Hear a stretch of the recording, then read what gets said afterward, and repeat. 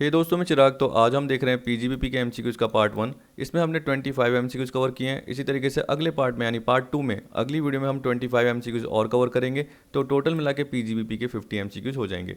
अब देखिए, आज की वीडियो का सबसे पहला क्वेश्चन है दिसंबर 19 का। इसमें बोल रहा है, under which of the following categories A partner of partnership form will be assessed? An individual, HUF, firm, body of individual. अब देखिए, आंसर आपको भी पता है कि इसका आंसर होगा इंडिविजुअल, क्योंकि फर्म जब भी क्या करती है, पार्टनर को रेमुनरेशन देती है, यानी सैलरी, फी, बोनस, कमीशन या इंटरेस्ट ऑन कैपिटल का पार्ट देती है, तो फर्म को जितना खर्चों के फॉर्म में अलाउ होता है उतना पार्टनर की क्या होती है, वो टैक्सेबल इनकम बन जाता है।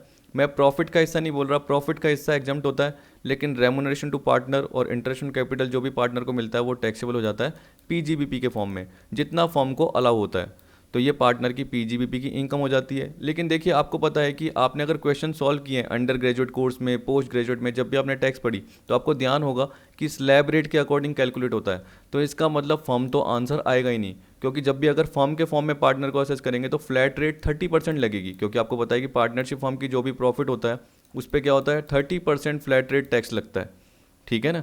तभी तो हम क्या बोलते हैं कि पार्टनर को जो भी शेयर मिला तो वो एग्जाम्प्ट होगा। क्यों? क्योंकि फर्म को टैक्स लग चुका है। लेकिन पार्टनर को जो भी सैलरी मिली, इंटरेस्ट ऑन कैपिटल मिली एक तरीके से, वो इंडिविजुअल बेसिस पे एक तरीके से, तो तभी हम क्या बोल रहे हैं कि वो इंडिविजुअल बेसिस पे ही चार्ज होगा और उस पर स्लैब रेट का पार्ट अप्लाई होगा, तो उस पर फ्लैट रेट 30% नहीं आएगा। लेकिन अब ट्विस्ट देखिए कि एनटीए ने अपनी ऑफिशियल आंसर की के हिसाब से जो आंसर दिया वो क्या दिया, फर्म दिया।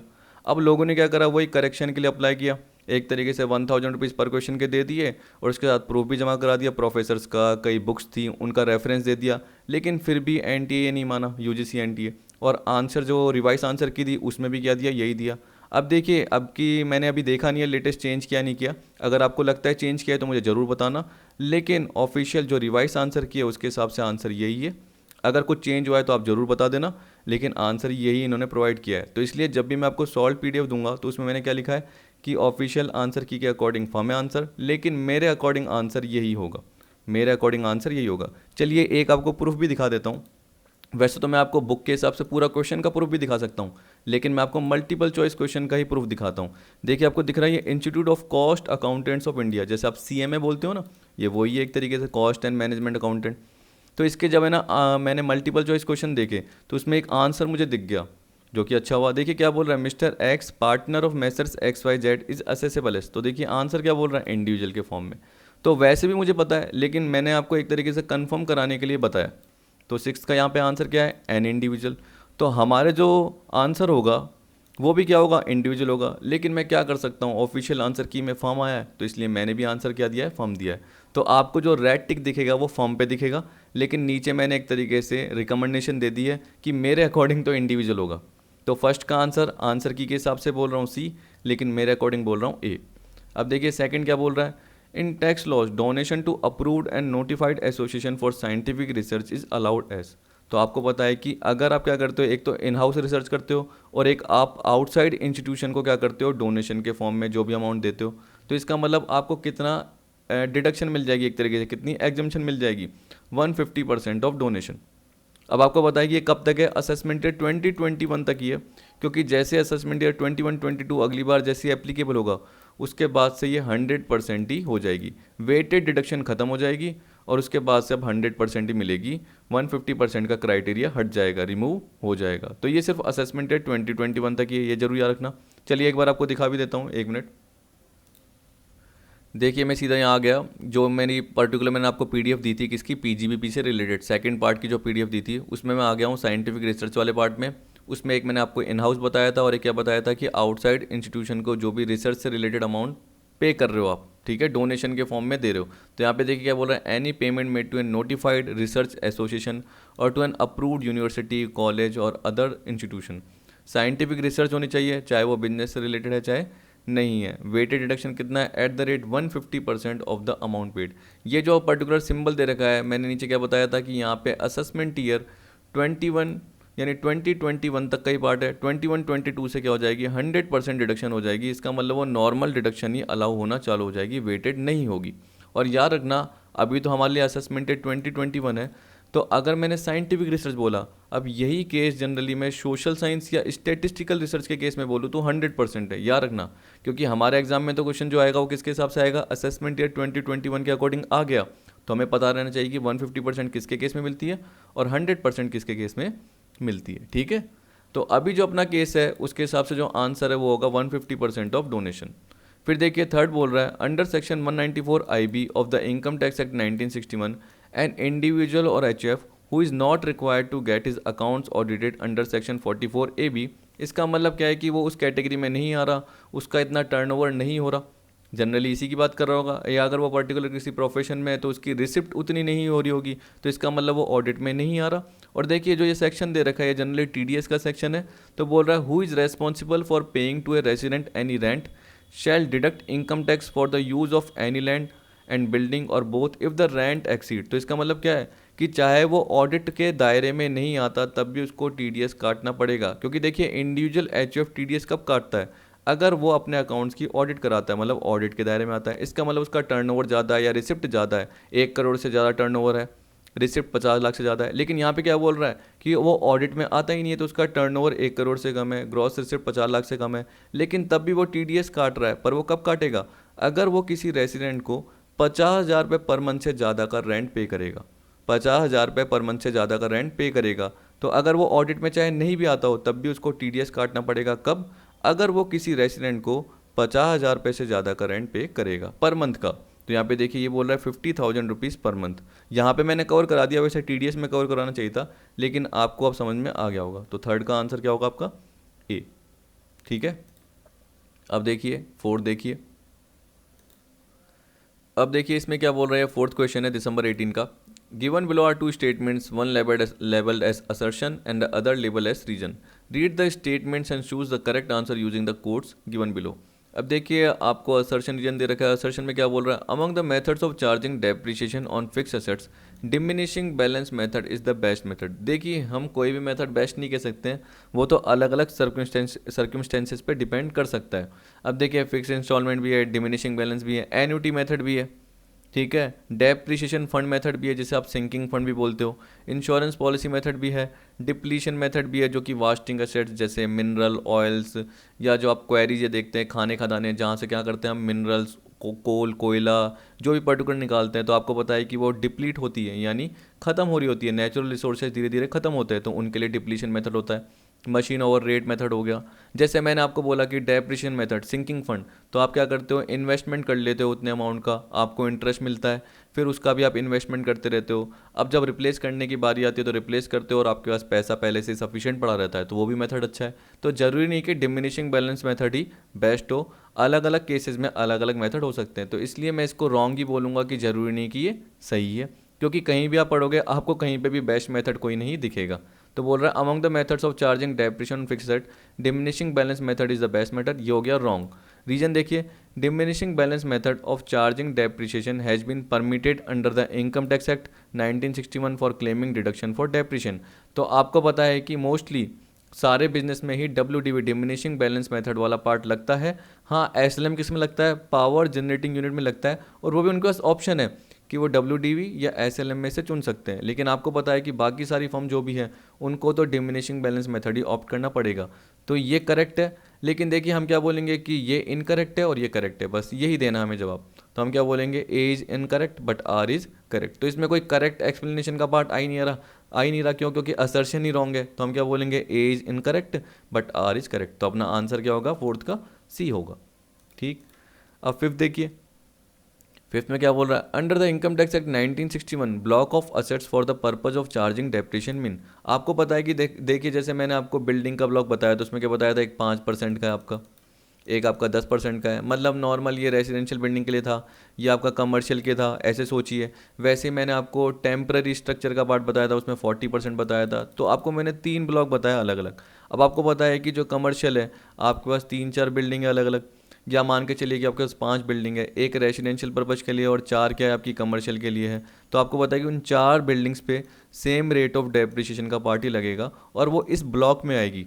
तो यहाँ पे ब्लॉक का मतलब क्या हो गया, value of all those assets to which one rate of depreciation is applicable. तो उन 4 बिल्डिंग पे आपकी सेम रेट लग रही है और एक बिल्डिंग पे आपकी 5% की रेट लग रही है।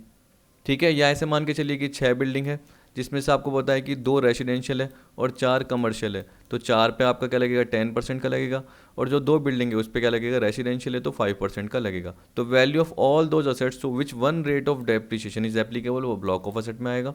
ठीक है, तो सेम रेट ऑफ डेप्रिसिएशन और सेम क्लासेस वाली जो भी असेट होती है वो ब्लॉक ऑफ असेट्स कहलाती है। तो फिफ्थ का अपना आंसर क्या होगा आपका सी होगा। 6 देखिए, which one of the following statement is not correct with reference to the assessment of firms. तो ये बोल रहा है कि जब भी फर्म का असेसमेंट करते हैं तो उनसे रिलेटेड कौन सी चीज़ करेक्ट नहीं है। ठीक, अब मैं नीचे से पढ़ता हूँ, आप समझ गए होंगे मैं नीचे से क्यों पढ़ रहा हूँ, क्योंकि ए ही करेक्ट नहीं होगा, लेकिन फिर भी नीचे से पढ़ता हूँ आपको समझ में आ जाएगा। Remuneration paid to partner of a firm assessed as such is allowed as deduction subject to statutory limit. तो आपने वो बुक प्रॉफिट का पार्ट पढ़ा होगा, आपको पता होगा, तो वहाँ पे मैंने बताया हुआ है आपका पार्ट। चलो फिर भी एक बार आपको दिखा देता हूँ। देखिए मैं यहाँ पे आ गया, डिडक्शन में क्या बताया था, remuneration is allowed to the minimum of the following. Firm को कैसे अलाउड होगा, actual remuneration allowed to all partners या maximum permissible limit under section 40 subsection B 0.5 ये बोल रहा है। मैक्सिमम क्या है, अगर लॉस होता है तो मैक्सिमम रेमुनरेशन कितना अलाउड होगा 150, जो कि यहाँ पे आ जाएगा। ठीक है, और याद रखना अगर एक्चुअल रेमुनेशन 120 दिया है यानी 150 से कम, तो ये क्या बोल रहा है, दोनों में से जो मिनिमम 120 और 150।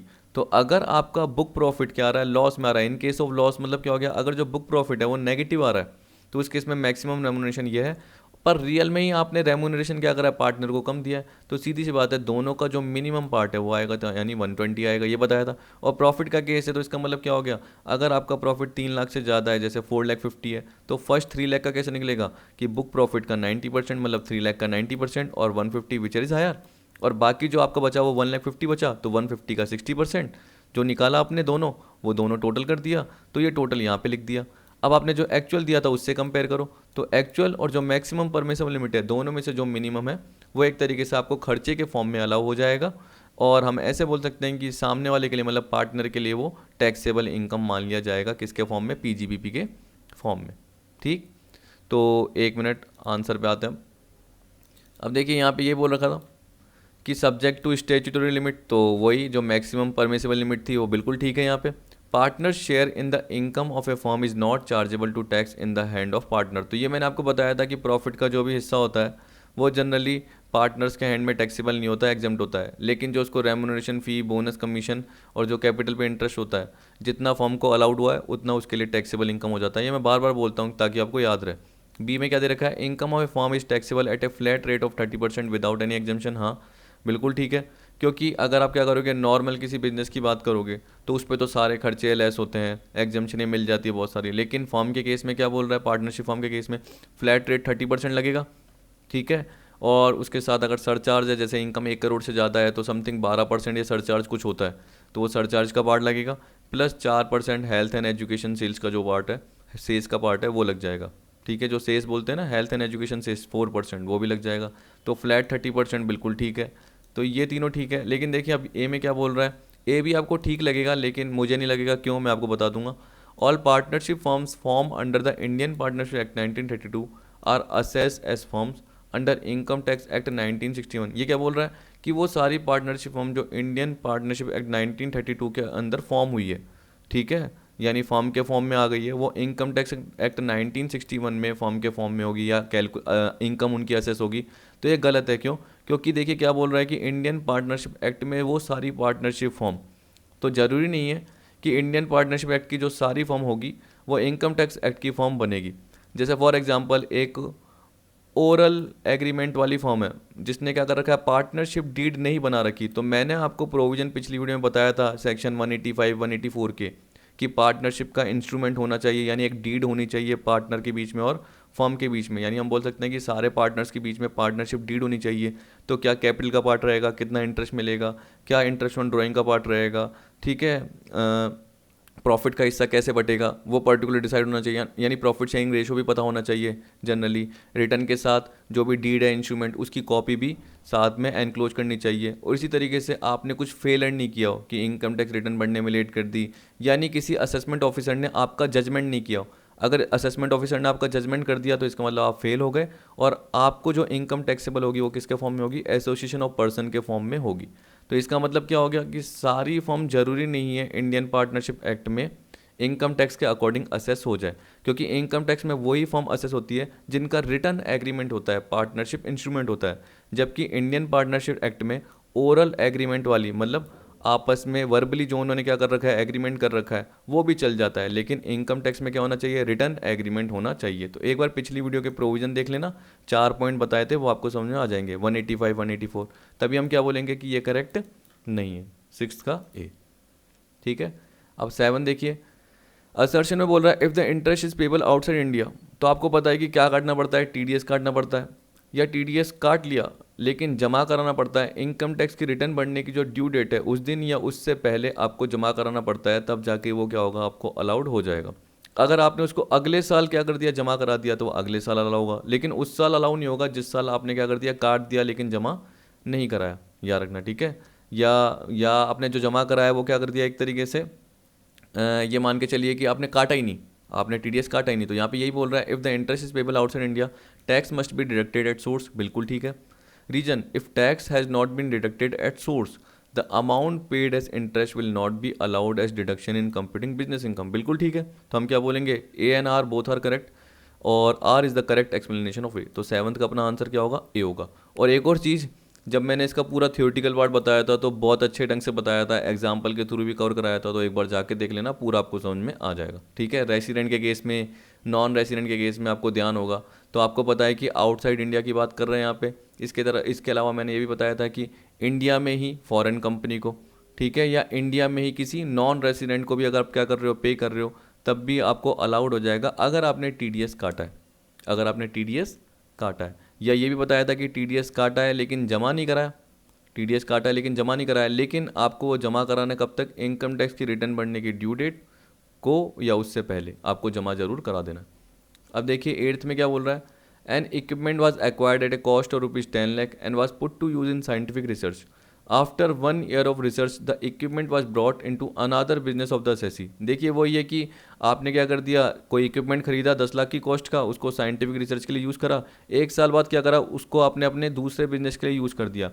तो आपको पता है कि इस पे जनरली क्या होती है, 100% आपको डिडक्शन मिल ही जाती है, हमने ये पढ़ा था। तो 100% जब क्या होती है, डिडक्शन मिल जाती है, और फिर उसको क्या कर रहे हो आप, दूसरे बिजनेस के लिए यूज़ कर रहे हो, तो दूसरे बिजनेस के लिए इसकी जो एक्चुअल कॉस्ट होगी वो क्या होगी, नील होगी। क्या होगी, नील होगी। तो ये बोल रहा है for charging depreciation block of asset shall be increase by, तो हम क्या बोलेंगे, नील। तो बाकी ऑप्शन देखने की जरूरत ही नहीं है आंसर, और आपको आंसर क्या बताना है, नील होगी। क्योंकि जैसे ही आपने साइंटिफिक रिसर्च के लिए यूज़ की, उस पर आपको 100% डिडक्शन मिल चुकी होगी, तो 10 में से 10 गए तो बाकी वैल्यू क्या बची, 0 ही बची। तो इसका मतलब जो ब्लॉक ऑफ असेट है वो इंक्रीज होगी ही नहीं, तो हम क्या बोलेंगे, नील से इंक्रीज होगी। तो 8th का आंसर क्या होगा आपका, डी। 9 देखिए, 9th में बोल रहा है which of the following income is not chargeable under the head income from business and profession. तो देखिए जून 15 का क्वेश्चन है, इसमें क्या बोल रहा है कि कौन सी इनकम बिजनेस एंड प्रोफेशन में चार्जेबल नहीं है, यानी पीजीबीपी के फॉर्म में चार्जेबल नहीं है। तो आपको पता है कि देखिए फर्स्ट तो होगा ही होगा, चार्जेबल है, profit and gains carried on by an assessee during the previous year. अगर आपने इसका प्रॉपर पार्ट नहीं देखा तो सेक्शन 28 में देख सकते हैं, एक बार मैं आपको दिखाई देता हूँ हल्के से पॉइंट। तो देखिए ये profit and gains of any business or profession, compensation to management agency. अब देखिए इसका डिटेल पार्ट नहीं बताऊंगा क्योंकि मैंने एग्जांपल के थ्रू बहुत अच्छे ढंग से बताया था। फिर देखिए इनकम ऑफ ट्रेड और प्रोफेशनल एसोसिएशन, ये पार्ट था। लेकिन यहाँ पे आपको ध्यान रखना चाहिए कि मैंने जैसे जो भी चैम्बर ऑफ कॉमर्स बताया, फिक्की नाम से एजेंसी बताई थी, तो वो अपने मेंबर को जो भी सर्विसेज दे रही है, तो जनरली क्या होगी, जो भी उससे इनकम मिल रही है वो टैक्सेबल नहीं होगी। लेकिन अगर स्पेसिफिक सर्विस दे रही है, अगर देखिए जनरल सर्विस सारे मेंबर को दे रही है तो टैक्सेबल नहीं होगी, क्योंकि वो एक तरीके से म्यूचुअल एसोसिएशन हो गया। तो ये बोल रहा है कि जो म्यूचुअल एसोसिएशन का जो भी सरप्लस हो रहा है कि अपने मेंबर के थ्रू वो इनकम कमा रहा है, तो वो मेंबर के लिए ही खर्च करेगा। तो एक तरीके से वो डॉक्ट्रिन ऑफ म्यूचुअलिटी हो गया। इसका मतलब म्यूचुअल और एसोसिएशन का पार्ट, म्यूचुअल कॉपरेशन का पार्ट आ गया। तो वो जनरल सारे मेंबर्स को भी सर्विसेज दे रहा होगा। लेकिन अगर किसी मेंबर को स्पेसिफिक सर्विस दी, किसी मेंबर को कोई स्पेसिफिक सर्विस दी, एग्जाम्पल भी मैंने बताया था, वहाँ पे वीडियो में जाके देख लेना, तो तब जाके वो उस पर्टिकुलर ट्रेड प्रोफेशन या प्रोफेशनल एसोसिएशन के हाथ में टैक्सेबल हो जाएगा।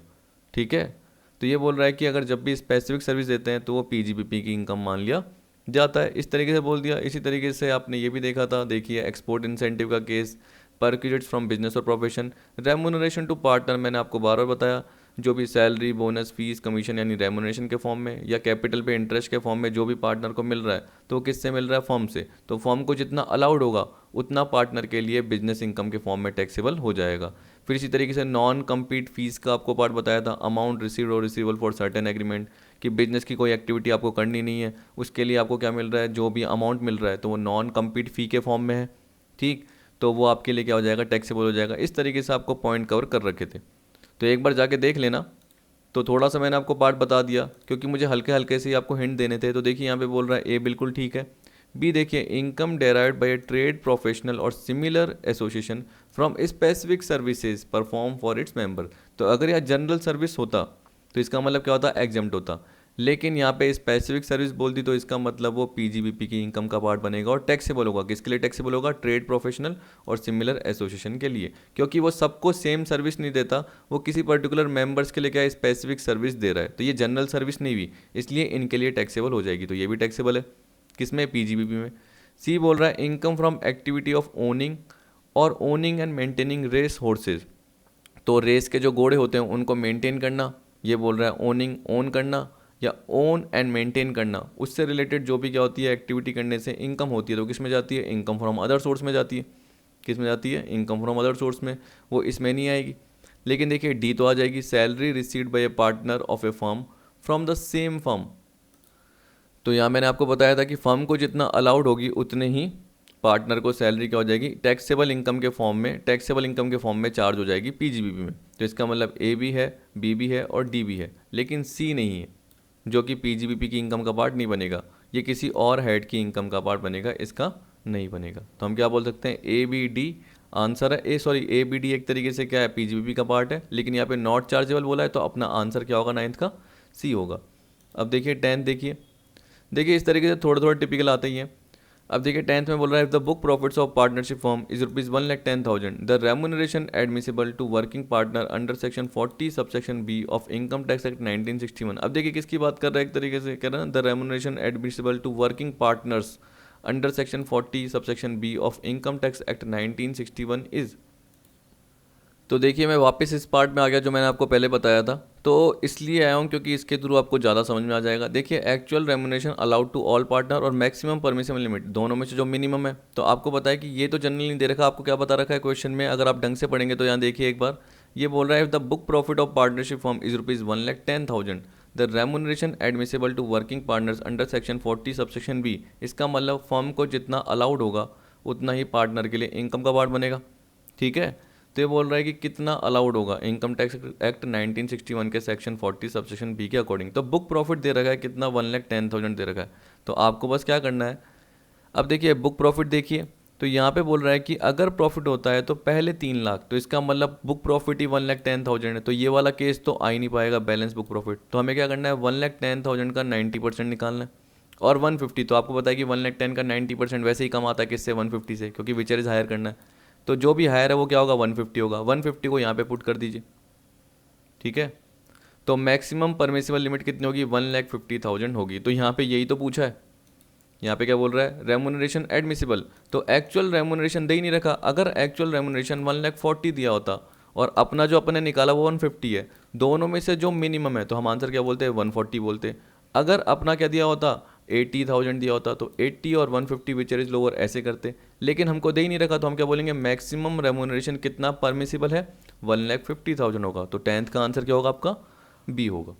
क्या होगा, बी होगा। तो प्रॉफिट के बेसिस पे देखा जाता है, लॉस होता है तो मैक्सिमम 150 होता है, फिर एक्चुअल रेमुनरेशन और मैक्सिमम जो परमिसिबल लिमिट है, दोनों में से जो मिनिमम है वो एक तरीके से फर्म को खर्चों के फॉर्म में अलाउ होता है और पार्टनर के लिए टैक्सेबल हो जाता है। तो यहाँ पे हम एक तरीके से क्या बोलेंगे कि फर्म को जो खर्चों के लिए अलाउ होगा वो 150 होगा और पार्टनर के लिए जो टैक्सेबल हो जाएगा वो 150 होगा।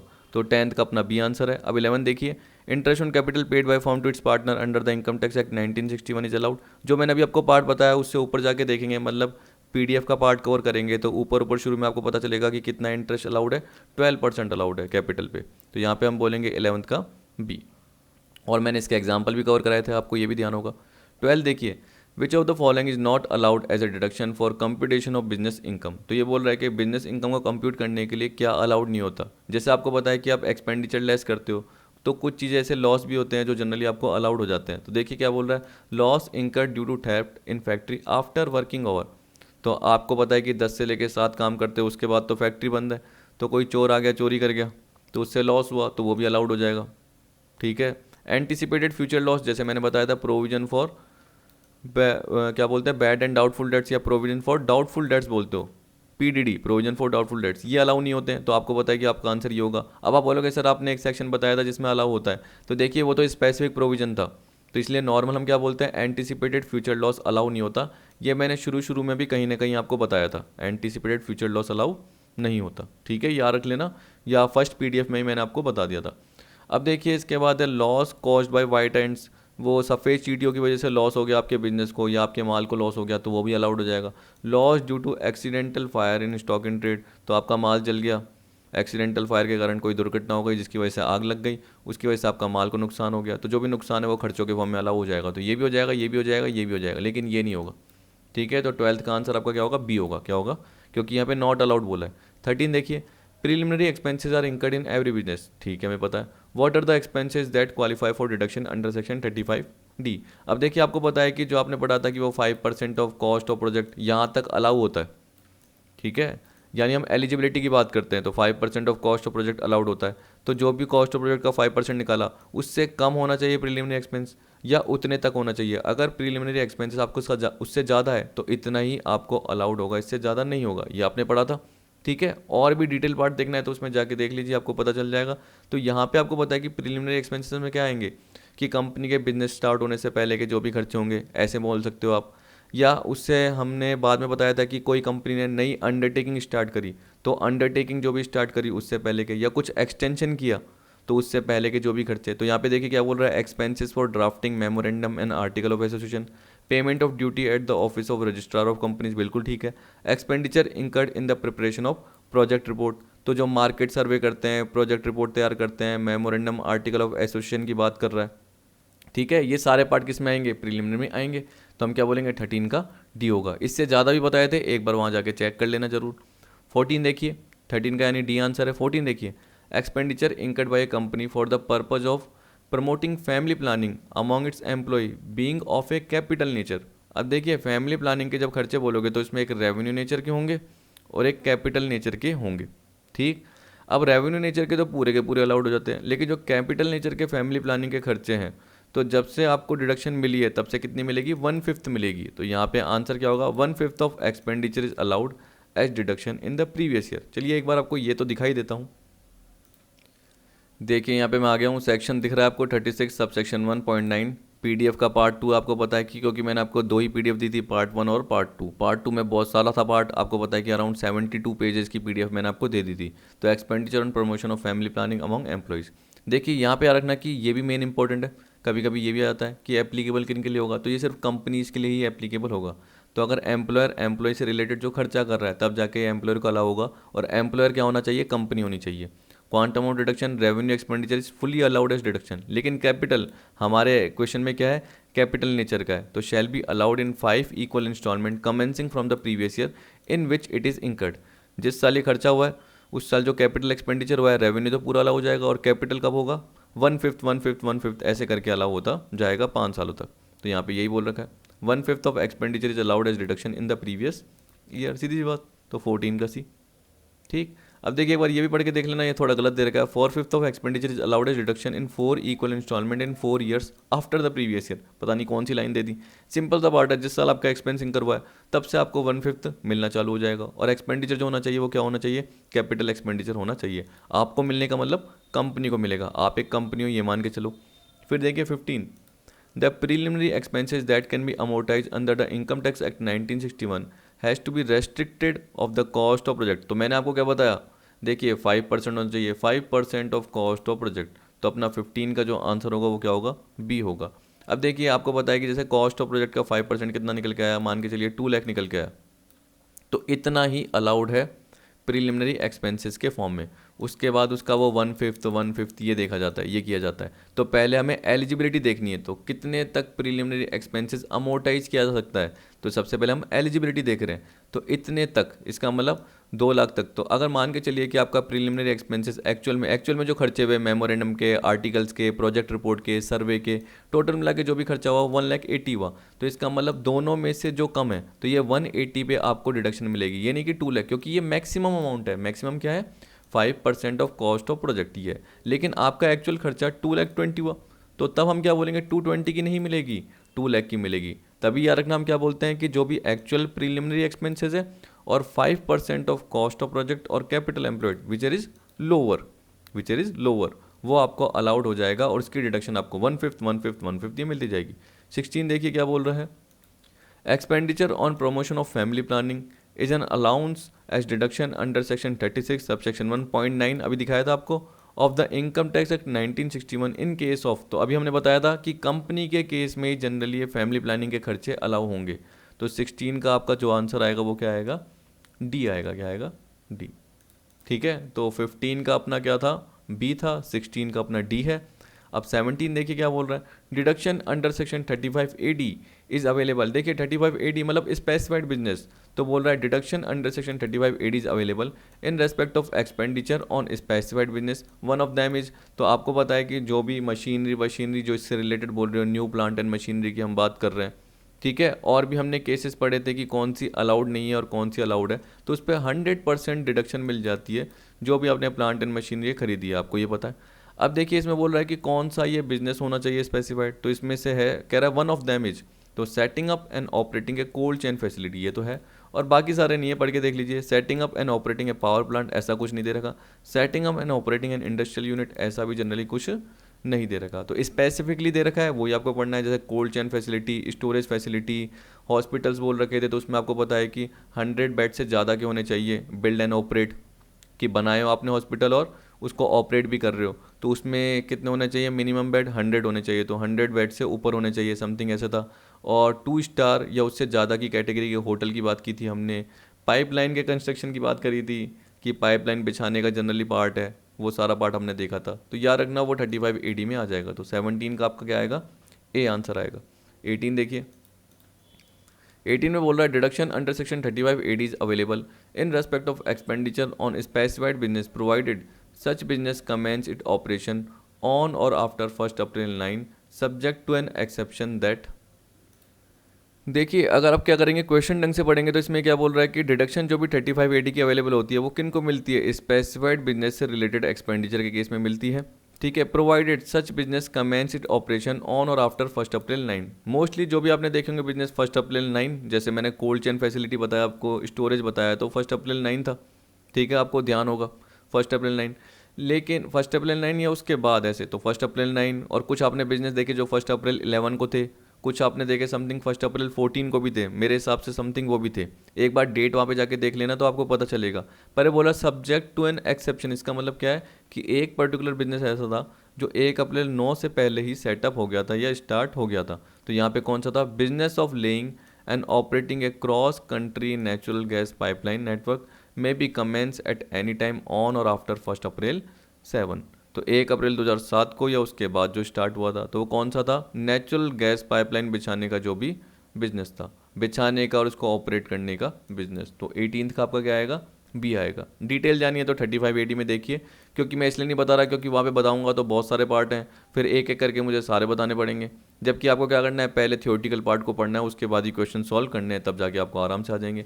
अब देखिए क्या बोल रहा है 19 में, in case of loss a partnership firm may claim deduction in respect of remuneration to partner to the extent हो। अब देखिए अभी अभी जैसे मैंने आपको बताया था कि अगर लॉस होता है, कहाँ गया, ये रहा, 1 मिनट, देखिए ये रहा। तो यहाँ पे आपको पता है कि वही बोल रहा है कि अगर लॉस के केस में पार्टनरशिप फर्म कितना खर्चा, कितने हद तक, कितने एक्सटेंट तक खर्चा ले सकती है। तो आपको पता है कि अगर लॉस हो रहा है तो 150 तक का मैक्सिमम रेम्यूनरेशन अलाउड कितना है? 150, ठीक है। तो अगर एक्चुअल रेम्यूनरेशन फर्म ने ज़्यादा दिया है 150 से, तब भी 150 ही अलाउ होगा। अगर बुक प्रॉफिट नेगेटिव में आ रहा है, मतलब लॉस का पार्ट आ रहा है, तो अगर आप क्वेश्चन देखोगे तो क्वेश्चन में यही बोल रहा है in case of loss a partnership firm may claim deduction in respect of remuneration to partner to the extent of, तो कितना होगा? 150। तो ये सब देखने की जरूरत नहीं है, ये 150 और 90% of book profit which is lower, ऐसा कुछ देखने की जरूरत नहीं है। और पहली बात तो हायर होता है, और ये वाला पार्ट वैसे भी आएगा ही नहीं, तो सिर्फ ये 19 का आपका क्या आएगा, ए आएगा। ओ सॉरी, हमको लोअर देखना है ना, मैंने ये तो पढ़ा ही नहीं, ये वाला लोअर वाला पार्ट आएगा 1,50,000 ये तो आएगा, और remuneration paid which is lower, तो 19 का आपका बी आएगा। ये जरूर याद रख लेना, क्योंकि देखिए अभी मैंने आपको पर्टिकुलर बताया, तो एक बार मैं आपको वापस से पीडीएफ दिखा देता हूँ। ये रहा, जल्दीबाजी में ध्यान ही नहीं रहा। लॉस के केस में मैक्सिमम रेमोनरेशन 1,50,000 होता है, तो 1,50,000 यहाँ पे आएगा। तो देखिए आप ऐसे ही बोल सकते हो कि 1,50,000 और actual remuneration allowed to all partner which is minimum lower, यही तो आ रहा है। तो एक बार जब आप क्या करोगे, ऑप्शन देखोगे बी, तो बी आपको दिख रहा होगा बिल्कुल ठीक, 150 और remuneration paid which is lower minimum, तो अपना आंसर जो होगा वो 19 का बी होगा। तो इस तरीके से अपनी मिस्टेक भी हो सकती है, जिससे हमें क्या करना पड़ता है, सुधारना पड़ता है। अब 20 देखिए, block of asset is required to be increase by an amount which is actual cost of asset being covered under section 35 AD, that amount is.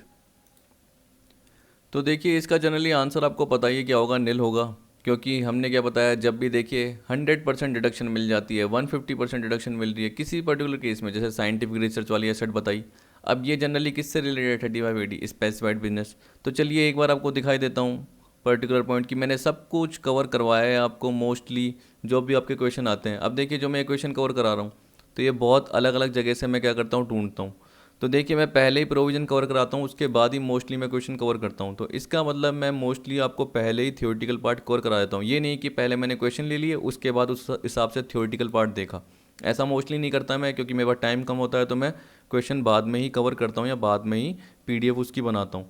तो आप देखिए इसमें सारा आपका थ्योरेटिकल पार्ट कवर हुआ है, एक भी नहीं छूटा जो कि मैंने बाहर से क्वेश्चन कवर किए हैं। ये नहीं कि मैंने पास्ट ईयर के एमसीक्यूज ही कवर किए, मैंने इंपॉर्टेंट एमसीक्यूज भी कवर किए हैं। आपको पता है पास्ट ईयर के तो कितने थे, शुरू के 10-12 ही थे, तो इसके अलावा मैंने कवर किया। अब देखिए यहाँ पे देखिए क्या दे रखा है, actual cost of any capital asset for the purpose of computing depreciation on which deduction has been allowed to the assessee under section 35 AD shall be treated as nil. क्या मानी जाएगी, निल मानी जाएगी। क्यों, क्योंकि इस केस में आपको 100% डिडक्शन मिल गई है, तो आप दूसरे किसी केस में भी अगर इसको अप्लाई करोगे या यूज़ करोगे, तो उस केस में वैल्यू क्या मानी जाएगी, निल ही मानी जाएगी। तो यहाँ पे यही बोल रहा है कि block of asset is required to be increase by an amount which is actual cost of the asset being covered under section 35 AD। ऐसी असेट जो कि 35 AD के अंदर कवर है, तो उसकी एक्चुअल कॉस्ट को इंक्रीज किया जाएगा क्या, यानी ब्लॉक ऑफ असेट में उस एसेट्स को जोड़ा जाएगा क्या, नहीं, क्योंकि आपको पता है कि उसकी वैल्यू क्या होगी, निल। तो बोल रहा है कि उसका अमाउंट क्या जोड़ा जाएगा, हम क्या बोलेंगे, निल जोड़ा जाएगा। तो 20 का आंसर क्या होगा, बी। अब देखिए 21, a payment of ₹25,000 is made to the road transport operator. आपको पता है वो प्लाइंग, हायरिंग, लीजिंग जनरली उसकी बात करता है, तो आपको पता है कि एक रोड ट्रांसपोर्टर की बात कर रहा है, एक ट्रांसपोर्टेशन बिजनेस की बात कर रहा है। तो ये बोल रहा है कि अगर आपने उस ट्रांसपोर्टेशन बिजनेस वाले पर्सन को, मतलब उस ट्रांसपोर्टर को जो पे किया है, तो मैंने क्या बताया था, अगर आपने 35,000 तक का पेमेंट किया, मॉनेटरी लिमिट कितनी थी ये, तो अगर आपने 35,000 तक का अमाउंट कैश में पे किया है, 35,000 तक का, तो 35,000 तक का कैश में, क्रॉस चेक के थ्रू, सेल्फ बियरर चेक के थ्रू ये पे किया है, तो वो आपको अलाउड हो जाएगा जिसने भी पे किया है। लेकिन अगर उससे ऊपर किया है तो वो डिसअलाउड हो जाएगा।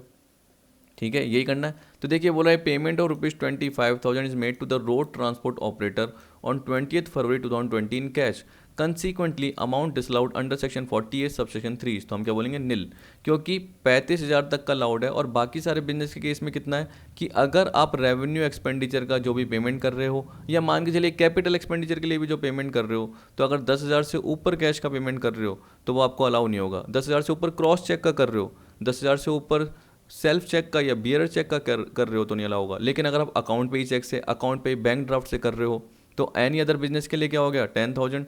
और ट्रांसपोर्टेशन बिजनेस के लिए अगर आप पेमेंट कर रहे हो, उनको पेमेंट कर रहे हो ट्रांसपोर्टर को 35,000 से ज़्यादा का, तो उस केस में आपको क्या करना पड़ेगा, अकाउंट पे ही चेक, अकाउंट पे bank draft, electronic clearing system, या चौथा मैंने बताया था इलेक्ट्रॉनिक मोड, उसके थ्रू पेमेंट होगा तब जाके अलाउड होगा, वरना नहीं होगा। तो कैश में मत कीजिए, बियर चेक में मत कीजिए, और इसके अलावा क्रॉस चेक के थ्रू मत कीजिए। लेकिन उससे कम अमाउंट है या इतना अमाउंट है तो आराम से किसी में भी कीजिए, चाहे किसी भी चेक से कीजिए, किसी भी कैश से कीजिए, वो डिसअलाउड नहीं होगा। इसलिए हम क्या बोलेंगे, निल, डिसअलाउड नहीं हुआ, पूरा का पूरा अलाउड है, क्योंकि वह 35,000 की लिमिट के अंदर आ रहा है। अब देखिए 22 में क्या बोल रहा है, which of the following will be added to the net profit while calculating income under the head PGP. अब देखिए कितना सिंपल है कि ये बोल रहा है कि जब भी हमने पीजीबीपी की इनकम कैलकुलेट की, तो नेट प्रॉफिट तो देखिए आपको पता है कि पहले से ही निकला हुआ है, क्योंकि आपने अकाउंटिंग के हिसाब से कैलकुलेट कर रखा है। मतलब आपने अगर आप एक कंपनी है तो आपने स्टेटमेंट ऑफ पीएनएल बना रखा होगा। अगर आप नॉर्मल पार्टनरशिप फॉर्म है तो आपने ट्रेडिंग पीएनएल बना रखा होगा। तो मान के चलिए आपने ट्रेडिंग पीएनएल बना रखा है, तो इसके हिसाब से आपका नेट प्रॉफिट आया हुआ है बुक्स ऑफ अकाउंट के अकॉर्डिंग।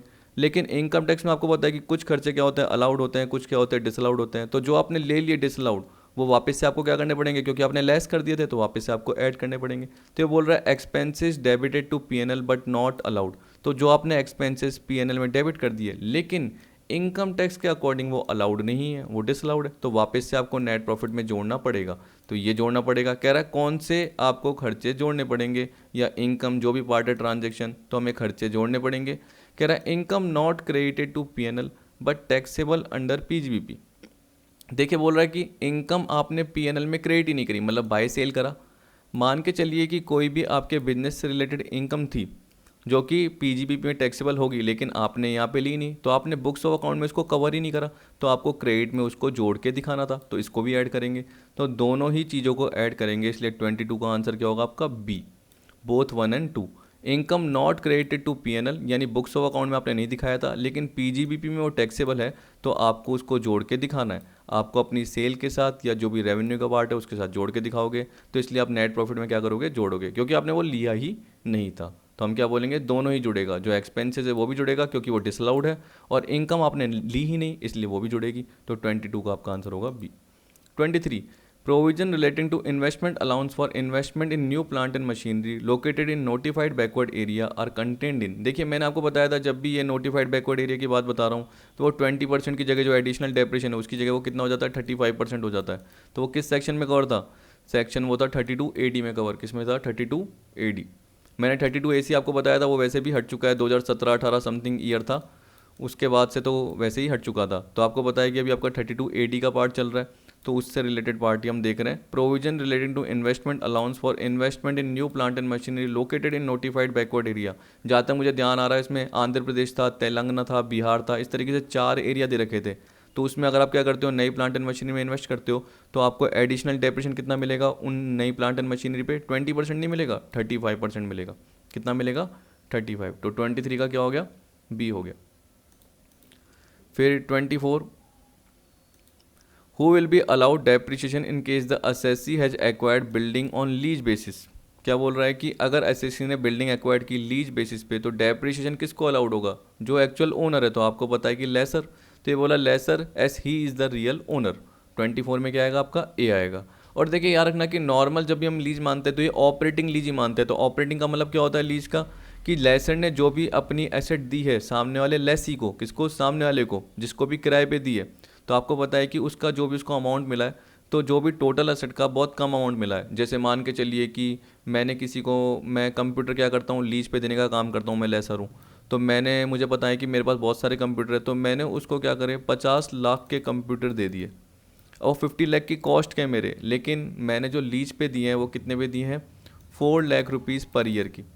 तो 50 का एक कमी पार्ट है, 4 लाख रुपीज़ जो भी अमाउंट है उस पर मैंने दे दिए, तो मैंने बहुत ज़्यादा अमाउंट उससे कवर नहीं करा, पूरी कॉस्ट कवर नहीं करी, तो वो जनरली मेरी ऑपरेटिंग लीज ही कहलाएगी। मैंने आपको लीज वाले चैप्टर में बताया था ऑपरेटिंग फाइनेंस लीज, तो वहाँ पे जाके देखिए। लेकिन टैक्स के पॉइंट ऑफ व्यू से याद रखना कि नॉर्मल हम क्या मानते हैं कि एक तरीके से ऑपरेटिंग लीज है जब कुछ नहीं दे रखा, और क्या बोलेंगे कि लेसर ही एक तरीके से डेप्रिसिएशन का क्लेम लेगा, lessor as he is the real owner.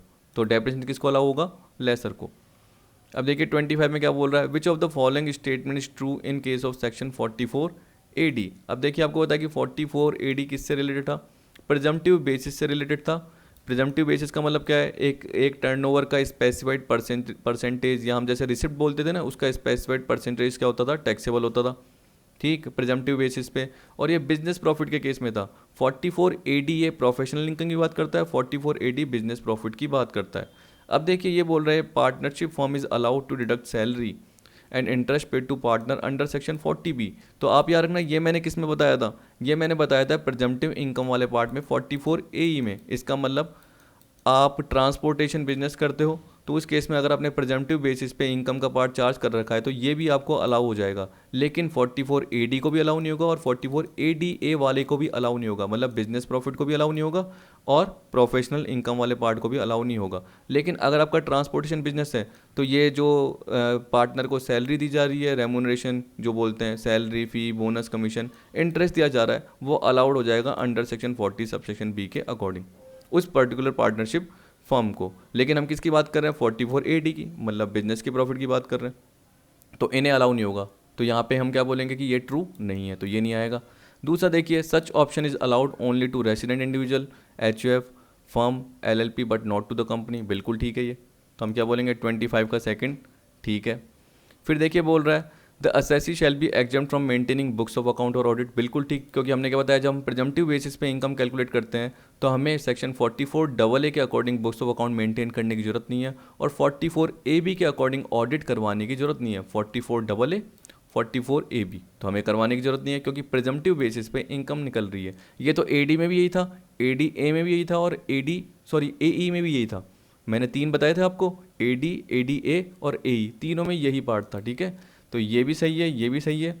Fourth, all expenses including brought forward depreciation shall not be allowed to be adjusted. ये बोल रहा है कि सेक्शन 30 से लेकर 38 के जो भी थे पार्ट, इसके अलावा ब्रॉड फॉरवर्ड डेप्रिसिएशन था, ये अलाउड नहीं होता, बिल्कुल ठीक। लेकिन ब्रॉड फॉरवर्ड बिजनेस लॉस को आप एडजस्ट कर सकते हो। इसका मतलब पिछले साल से लाए गए लॉसेस को आप एडजस्ट कर सकते हो, कौन से, बिजनेस के लॉसेस को। लेकिन ब्रॉड फॉरवर्ड डेप्रिसिएशन और सेक्शन 30 से लेकर 38 के, मतलब जो भी स्पेसिफिक डिडक्शन थी, जो भी जनरल डिडक्शन थी, वो आपको लेस करने की जरूरत नहीं थी, क्योंकि आपने अज्यूम्ड बेसिस पे, आपने एस्टिमेटेड बेसिस पे एक इनकम कैलकुलेट कर दी है। लेकिन ब्रॉड फॉरवर्ड बिजनेस लॉस को एडजस्ट कर सकते हो, ये भी ठीक है। अब देखिए 5th पॉइंट मैंने नहीं पढ़ाया था, लेकिन फिर भी याद रख लेना, असेसिस रिक्वायर्ड टू पे advance tax bye March 15 of the previous year. ये भी जनरली इसमें कवर होता है कि असेसी को क्या करना पड़ेगा, प्रीवियस ईयर का जो 15 मार्च है उसको एडवांस टैक्स पे करना पड़ेगा। तो हम क्या बोलेंगे, 2nd, 3rd, 4th, 5th, ये चारों आएंगे। तो अपना 25th का आंसर क्या होगा, सी होगा। 25th का आंसर क्या होगा, सी। तो आई होप आपको सारा पार्ट समझ में आया होगा। वीडियो देखने के लिए थैंक यू। अगली वीडियो में कवर करेंगे क्या, 25 MCQs पार्ट 2 से रिलेटेड, जो कि PGBP के MCQs ही होंगे, और उसके बाद आपको बताइए कैपिटल गेन का पार्ट आपका स्टार्ट हो जाएगा। तो वीडियो देखने के लिए थैंक यू।